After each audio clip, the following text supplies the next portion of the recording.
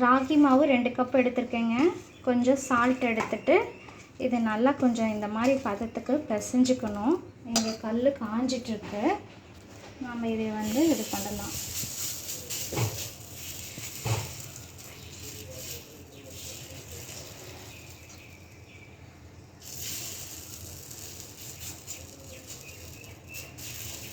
நல்லா அமர்த்தி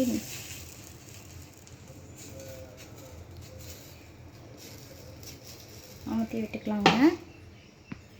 நான் என்ன பண்ணுறது, கொஞ்சம் வரல அப்படின்னா லைட்டாக தண்ணி தெளிச்சிட்டு அப்படியே இது பண்ணி விட்டுருது. ஏன்னா இது கொஞ்சம் வேகணும் இல்லை, கொஞ்சம் லைட்டாக போட்டால் சீக்கிரம் வெந்துக்கும். நான் பார்த்திங்கன்னா நல்லெண்ணெய் தான் யூஸ் பண்ணியிருக்கேன். நீங்கள் வேணுன்னா நெய் யூஸ் பண்ணிக்கலாம். இதை நல்லா 10 நிமிஷம் வேகட்டுங்க. இங்கே பார்த்திங்கன்னா நிலக்கடலையை வறுத்து வச்சுருக்கேன்.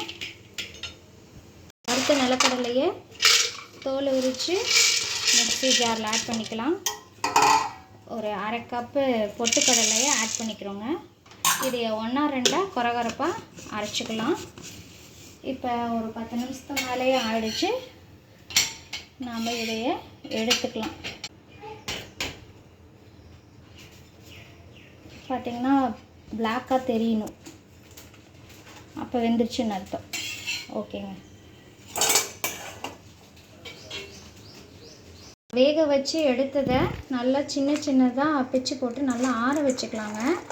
இதை வந்து மிக்ஸி ஜாரில் ஆட் பண்ணி நல்லா கிரைண்ட் பண்ணிக்கலாம். இங்கே பார்த்திங்கன்னா நிலக்கடலையும் பொட்டுக்கடலையும் 1-2 அரைச்சி வச்சுருக்கேன். இனி அரைச்சிட்டு நம்ம அயன் பால் செய்கிறது தாங்க வேலை. இப்போ இதோடங்க எங்கள் வீட்டில் பனைவெல்லம் கொஞ்சம் இருக்குது. வெல்லம் கொஞ்சம் ஸ்டாக் இல்லைங்க.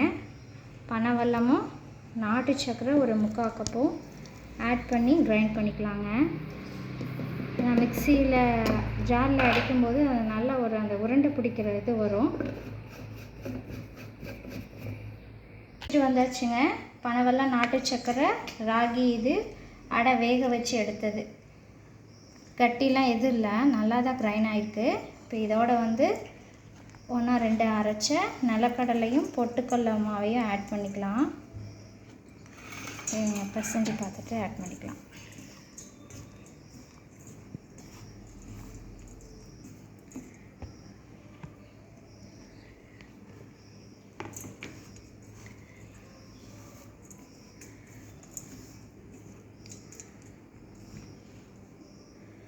இப்போ பால் செய்கிறதாங்க. தேவைன்னா கொஞ்சம் நெய் வேணுன்னா நீங்கள் ஆட் பண்ணிக்கலாம்.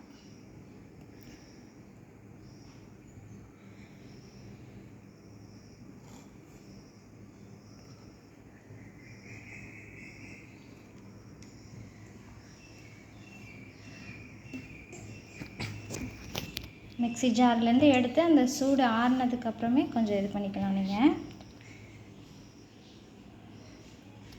அவ்வளோதாங்க. இதுதான் அயன் பாலுங்க. குழந்தைங்களுக்கு தேவையான நல்ல அயன் சத்து இதில் இருக்குங்க. எங்கள் வீட்டில எல்லாம் ராகியில் எது செஞ்சு கொடுத்தாலும் சாப்பிட மாட்டாங்க. ஆனால் இப்படி செஞ்சு கொடுத்ததுலேருந்து அவங்க ஸ்கூலுக்கெல்லாம் இது மாதிரி தாங்க ஸ்நாக்ஸ்க்கு எடுத்துகிட்டு போய்க்கிறாங்க. நீங்கள் அயன்னா இரும்பு சத்து சாமி. முருங்கைக்கீரையிலலாம் இருக்குல்ல, அந்த மாதிரி இது ராகியில் இருக்குது. இது சாப்பிட்டா உங்களுக்குலாம் நல்லது. ஓகே, சரி டேஸ்ட் பண்ணி பார்க்குறீங்களா? இங்கே எப்படி இருக்குன்னு சொல்லுங்கள் பார்க்கலாம். சூப்பராக இருக்கா? ஓகே, டன் சொல்லிடலாமா? ஓகே. மறக்காமல் எங்களோட சேனலை லைக், சப்ஸ்கிரைப், ஷேர் பண்ணிடுங்க. பாய்.